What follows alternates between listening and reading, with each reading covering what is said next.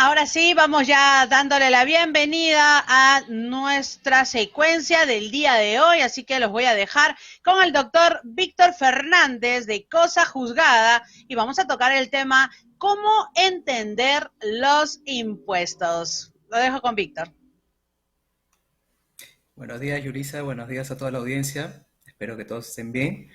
Hoy día vamos a tocar un tema que aunque es un poco complicado en términos de comprensión por alguna terminología técnica, siempre es importante tener un conocimiento básico, sobre todo porque todos estamos sujetos a la acción de parte de la SUNAT, que en realidad es un instrumento del Estado para configurar los ingresos estatales que van a servir de presupuesto para que cada sector en específico del Estado pueda ejecutar su función, según lo planificado en la Constitución Política del Perú y en lo planificado en el plan de gobierno del Poder Ejecutivo en específico, el que se encuentre en ese momento. Entonces, definitivamente el constituir el ámbito más representativo del financiamiento estatal, del financiamiento público, tiene una gran incidencia no solamente para las cuestiones meramente administrativas del Poder Ejecutivo, sino por un impacto económico en la sociedad en su conjunto. Este impacto económico en la sociedad en conjunto evidentemente se materializa en la acción de fiscalización que tiene la SUNAT para cobrar los impuestos, para determinarlos y para establecer ciertas sanciones de carácter tributaria, de carácter administrativa. Entonces, en ese sentido, es importante entender en primer término que la configuración de los impuestos en un Estado, en una economía social de mercado, radica en la necesidad de obtener financiamiento para la realización de las actividades necesarias que impliquen el desenvolvimiento adecuado del Estado. El desenvolvimiento adecuado del Estado evidentemente se va a plasmar en una ley de presupuesto que tiene que tener una base legal. La base legal está en el Código Tributario, en la ley del impuesto a la renta, en la ley del impuesto general a las ventas y en las resoluciones que están desarrolladas por SUNAT. Entonces, el principio básico desde el punto de vista jurídico es el establecimiento de una relación de hecho entre un supuesto establecido en la norma como una norma que tiene carácter imperativo de cumplimiento obligatorio y la verificación material de esa hipótesis que plantea la norma. Esto es más claro al decir, por ejemplo, que si es que yo efectúo cualquier actividad económica, voy a tener la obligatoriedad de efectuar una declaración de impuestos. Ahí tengo una determinación normativa que indica ese tipo de supuesto y tengo la verificación material que radica en que yo he efectuado una actividad económica y que por lo tanto al haber recibido algún tipo de ingreso estoy obligado a pagar un impuesto para el sostenimiento del Estado, ¿no? Entonces partimos de una presunción de que los ingresos, cualquiera sea el tipo de ingreso que se genere, va a tener una incidencia de carácter tributario porque va a generar la presunción en el Estado de que existe un ingreso de renta en la persona, es decir, un engrandecimiento, un incremento de su patrimonio que va a generar esa obligación de liquidar en función a la normativa complementaria la forma en que esta persona o esta empresa pueda tener algún tipo de obligación frente a las entidades administrativas del Estado, en este caso a la SUNAT, que no es la única, porque también el SAT administra impuestos, tributos, mejor dicho, pero ese es un tema que de momento no vamos a tocar porque nos vamos a centrar en una cuestión más genérica y más estatal, cómo el gobierno central recauda impuestos y de qué manera es que esto se genera y permite una obligatoriedad de las personas de hacerlo. Entonces, los impuestos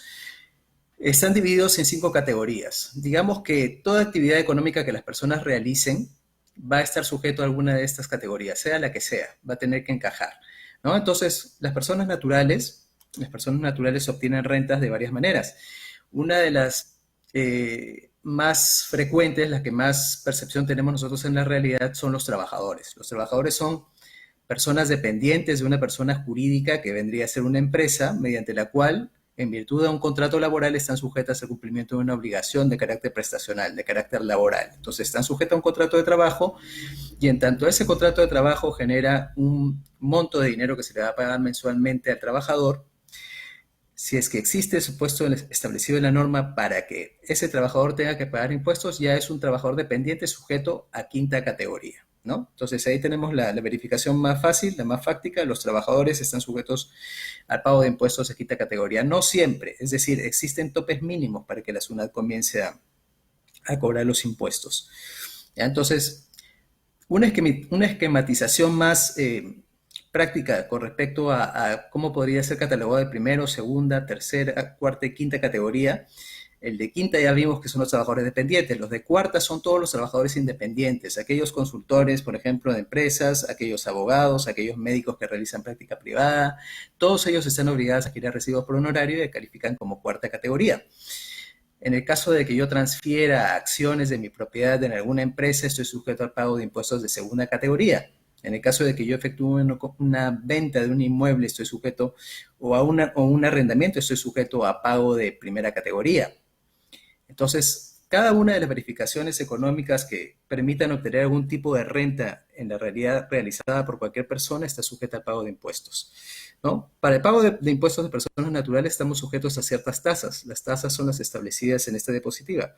Es decir, cuando se generan ingresos hasta 5 UIT, estoy sujeto al pago de 8% y así sucesivamente hasta llegar a 30%, que es la tasa más alta para personas naturales. Se va realizando una esquematización en una declaración jurada anual que se tiene que presentar a SUNAT, y en función a eso y liquidando los porcentajes establecidos acá, es que se determina cuánto impuesto a la renta deben de pagar estas personas, ¿no? Las empresas de por sí siempre van a estar incluidas dentro de los impuestos de tercera categoría. ¿Por qué? Porque estamos tratando de personas jurídicas que son independientes.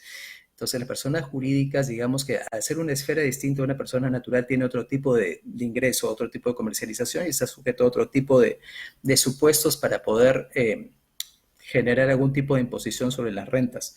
Entonces, las rentas de tercera categoría son exclusivas de las personas jurídicas. ¿Ok? Entonces, avanzando sobre esto, sobre qué actividad se aplica el impuesto a la renta y sobre qué actividad el impuesto al consumo, debemos tener en claro que el impuesto a la renta y el impuesto al consumo son diferentes, ¿no? El impuesto a la renta, en primer término, es un impuesto directo porque genera la obligatoriedad en el perceptor de los ingresos de efectuar una declaración y de pagar sobre esa declaración que se afecta a sus ingresos. En el caso del impuesto general a las ventas, llamado en otros lugares impuesto a valor agregado, lo que sucede es que es un pago indirecto. ¿Por qué? Porque hay una sucesión, una cadena que va desde el productor o desde el mayorista de cualquier tipo de bien que se comercialice en el mercado hasta el consumidor final. La teoría del impuesto a valor agregado, el impuesto general a las ventas, señala que quien tiene que pagar ese impuesto es la persona que los consume. Es decir, cuando yo voy a la tienda y compro un artículo cualquiera, un electrodoméstico, o voy a la bodega o alguna tienda de grifo y consumo alguna gaseosa, yo estoy asumiendo el pago de ese impuesto. A mí me están cargando el pago de ese impuesto porque soy el consumidor final.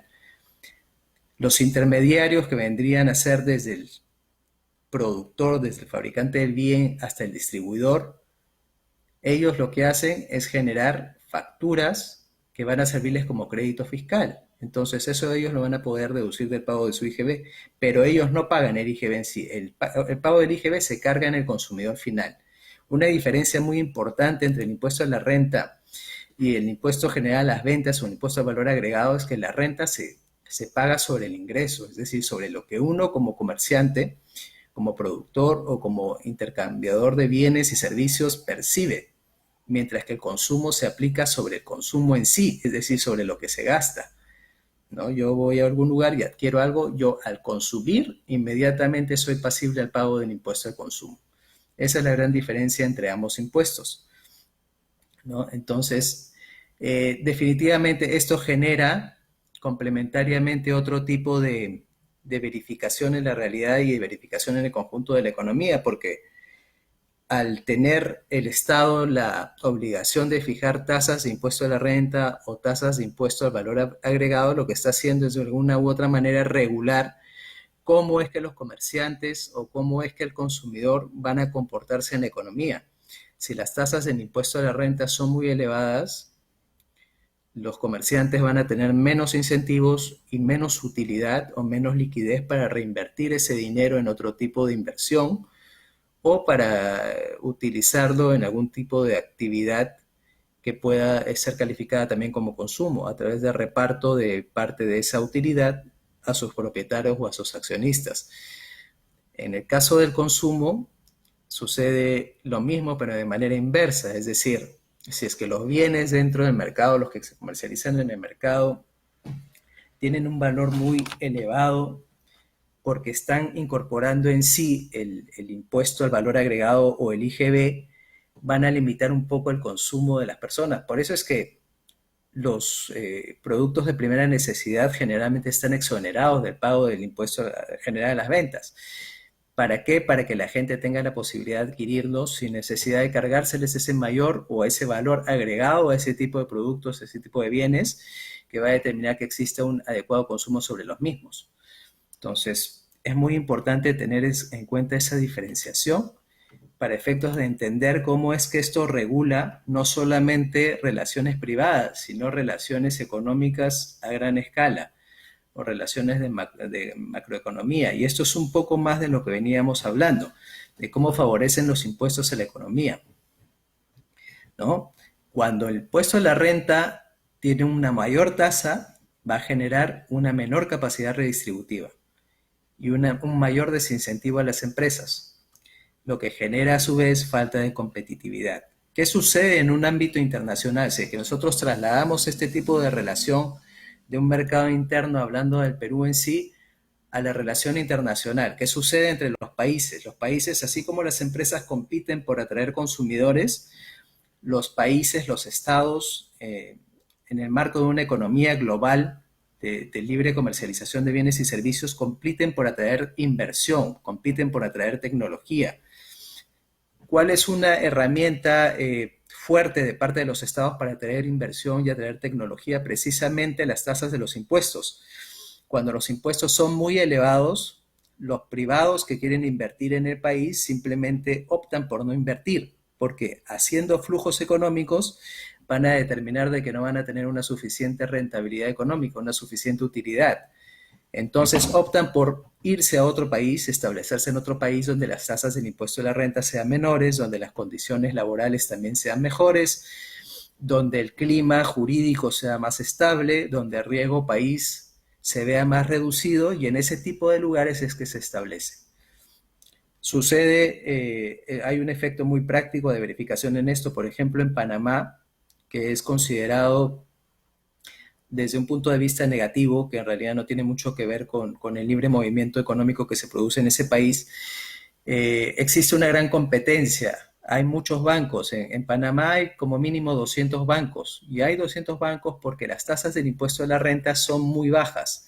Entonces, ¿qué sucede? Que genera el incentivo en todas estas empresas, porque finalmente los bancos también son empresas, de establecerse en este lugar, ya que las utilidades y los flujos que les van a quedar para reinvertir en otro tipo de proyecto de inversión o para efectuar las expansiones que crean necesarias, va a darles la posibilidad de generar mayor utilidad. Los propietarios van a sentirse más seguros en lugares donde puedan obtener mayor rentabilidad por su dinero. Entonces, esa competitividad es la que finalmente a nivel internacional determina que los estados tengan que plantear o que replantearse sus políticas tributarias frente a los locales y frente a los internacionales, ¿no? Un asunto muy importante dentro del ámbito internacional es el de los convenios para evitar la doble imposición tributaria. Sucede que muchas veces cuando las empresas tienen más de una jurisdicción donde realizan actividades económicas, se les grava con el impuesto a la renta en ambos lugares. Entonces, existen convenios internacionales para evitar este tipo de doble imposición, pero existen estados que tienen convenios firmados con más estados y estados que tienen una reducida red de convenios para evitar la doble imposición internacional. Esa es otra forma de competitividad internacional. Mientras más convenios firmados tengan los estados con otros estados, mayores incentivos van a tener los inversionistas de establecerse en este tipo de lugares en virtud de la flexibilización de las tasas y en virtud a la posibilidad de una mejor inversión de su dinero, de obtener rentabilidad y favorecer finalmente a los propietarios de las empresas. Ese favorecimiento a nivel global no únicamente está restringido a lo que el Estado puede obtener como consecuencia de los ingresos, ya sea de las empresas o de las personas naturales, que va a ser muy amplio, sino que va a favorecer operaciones de exportación, operaciones de importación, operaciones de libre intercambio económico. ¿Qué sucede con las empresas que tienen una alta carga impositiva? Lo primero que sucede es que ese tipo de empresas no tienen un plan adecuado para poder minimizar su carga tributaria. Entonces, usualmente y de manera rutinaria, lo que pasa es que hacen sus declaraciones mensuales, sus declaraciones anuales, sin estar previamente enterados de que existen supuestos en la ley que permiten, digamos, deducciones dependiendo del impuesto de que se trate. En el impuesto al valor agregado, las deducciones de los impuestos no son propiamente denominadas deducciones, sino que se traducen en un término denominado crédito fiscal. Previamente yo hablé sobre una cadena de comercialización. Cuando existe un mayorista, que es un distribuidor comprador de productos fabricados, y posteriormente ese mayorista lo vende a un minorista o a un distribuidor, se genera una cadena de comercialización hasta que ese bien llega al consumidor final. Cada una de las facturas que se giren desde la distribución hasta el consumidor final van a significar crédito tributario para el que está vendiendo el bien o el servicio. Y eso a su vez va a permitir deducir ese crédito tributario del monto que uno tenga que pagar de IGB en función a las ventas que haya hecho. Entonces va a existir una compensación que va a tener que obedecer a un régimen de neutralidad. El principio de neutralidad es un principio muy importante dentro de la teoría del valor agregado. Obviamente ese principio de neutralidad se ve distorsionado en economías donde existe un alto grado de informalidad. ¿Y por qué? Porque la informalidad va a generar competencia desleal en la comercialización de bienes y servicios, ya que los informales no van a añadir el valor del IGB en el precio de venta de sus productos. Sucede recurrentemente cuando las personas quieren adquirir un bien o quieren contratar un servicio. En algunos casos preguntan si es que los bienes están gravados con el IGB y optan en otros casos por no requerir boleta precisamente para que no se les grave con IGB, una cuestión que es ilegal y que no está sustentada en una adecuada estrategia para poder minimizar impuestos. En el caso del impuesto a la renta, el artículo 37 de la Ley del Impuesto a la Renta señala expresamente todos los supuestos de deductibilidad que se generan al momento de acumular gasto tributario para efectos de reducirlo de la utilidad que se vaya a generar por la percepción de rentas. Es decir, yo tengo una utilidad operativa a la que ya le deducí los gastos administrativos, los gastos de venta y aquellos costos que signifiquen algún tipo de disminución dentro de la utilidad. Entonces, lo que se hace es añadir esta deducción de gastos permitidos por la Ley del Impuesto a la Renta para poder incrementar en función a estrategia previa qué grado de gasto voy a poder tener y finalmente qué utilidad es la que se va a obtener. Porque se filtra mucho dinero al no tener un plan, una planificación, un horizonte, una proyección de cómo es que esto se va a traducir finalmente en la utilidad neta, que es lo que le vale a las empresas, ¿no? A las empresas, a los propietarios de las empresas y a todo aquel que tenga algún tipo de relación de carácter administrativo. Sin perjuicio de que exista este tipo de opciones que las leyes específicamente tributarias permiten, también tenemos otro tipo de leyes complementarias que pueden favorecer la deducción. Y esto básicamente va por el lado de las reorganizaciones societarias. Las reorganizaciones societarias son supuestos de escisión, transformación, fusión y otro tipo de figuras que están establecidas en la Ley General de Sociedades, que en una correcta determinación y con una correcta estrategia también pueden favorecer para efectos de minimizar la carga tributaria que finalmente uno tenga que asumir al momento de efectuar la declaración jurada de los impuestos anual. Esto en lo que refiere al impuesto a la renta, porque el IGB se paga de manera mensual, ¿no? Son supuestos diferentes. Así como existen supuestos diferentes tanto en lo que corresponde a la periodicidad del pago de los impuestos, ya sea del impuesto a la renta, ya sea del IGB, también existen regímenes diferenciados que están establecidos por SUNAT para de una u otra forma darle una estructura a la dimensión económica de la actividad que se vaya a realizar.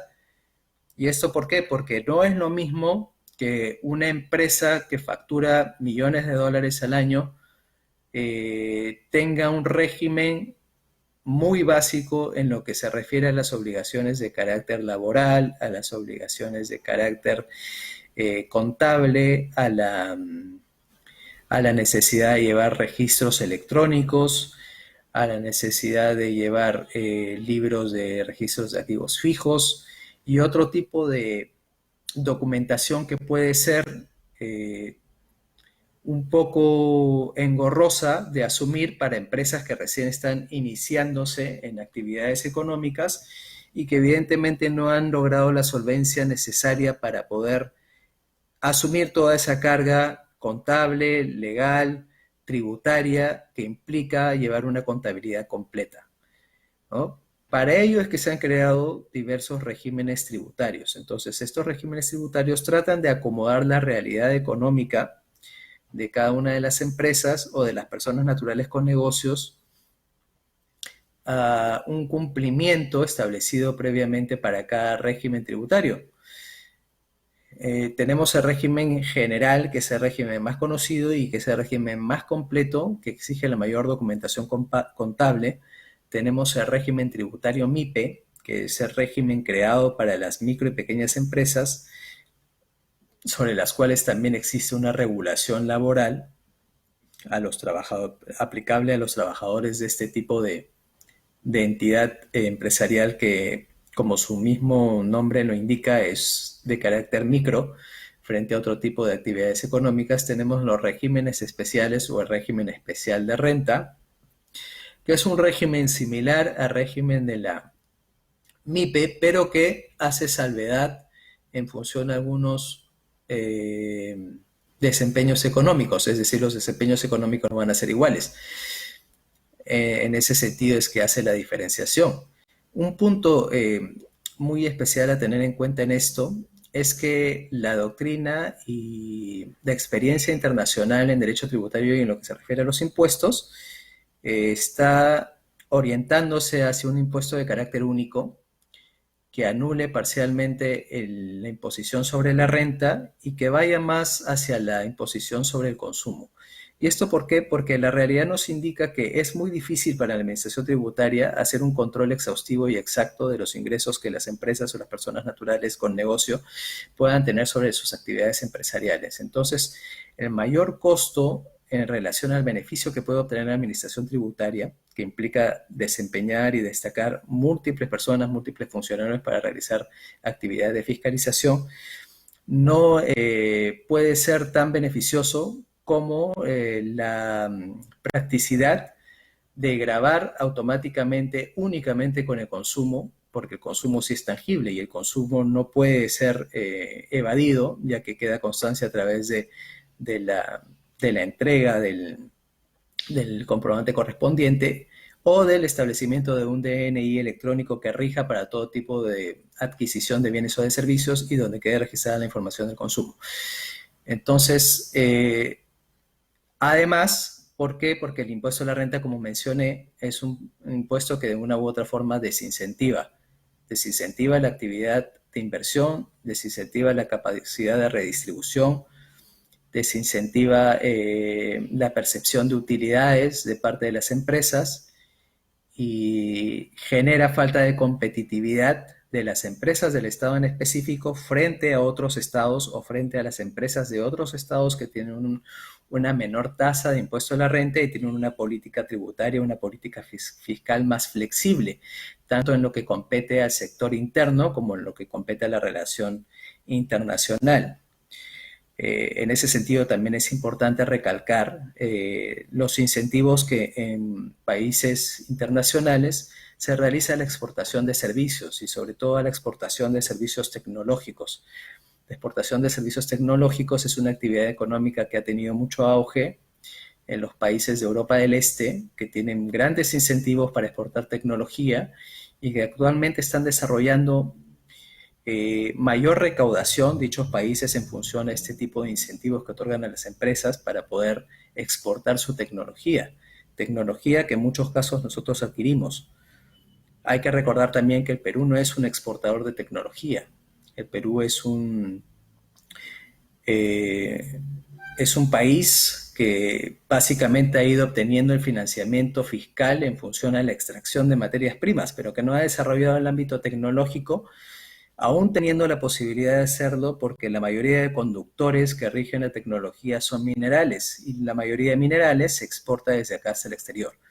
Entonces, constituir plantas tecnológicas para la elaboración de elementos de tecnología, bienes finales que puedan ser exportables, es también un gran reto que tiene Perú y un gran reto que tiene la administración tributaria y la política del Estado para poder favorecer procesos de exportación de tecnología en productos finales, sin perjuicio de los servicios tecnológicos que también se pueden ofrecer a través del desarrollo de software, ¿no? El software, digamos que la posibilidad de desarrollo es más amplia aún porque no se necesita más que un conocimiento adecuado en función a lo que nosotros obtenemos por redes, ¿no?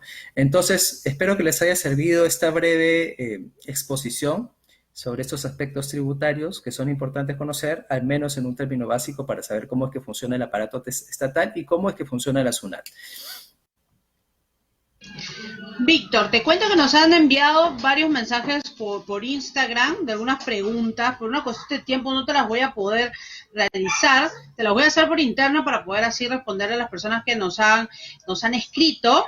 Igual, muchísimas gracias por tu participación del día de hoy y realmente un tema que es muy importante, que es el tema de esto de los impuestos, que muchas personas tienen mucho desconocimiento, porque me han hecho preguntas, en realidad, que se nota pues que muchos emprendedores desconocen el tema este que hemos tratado. Muchísimas gracias, Víctor, por haber estado el día de hoy con nosotros. Gracias, nos vemos la próxima semana. Chao.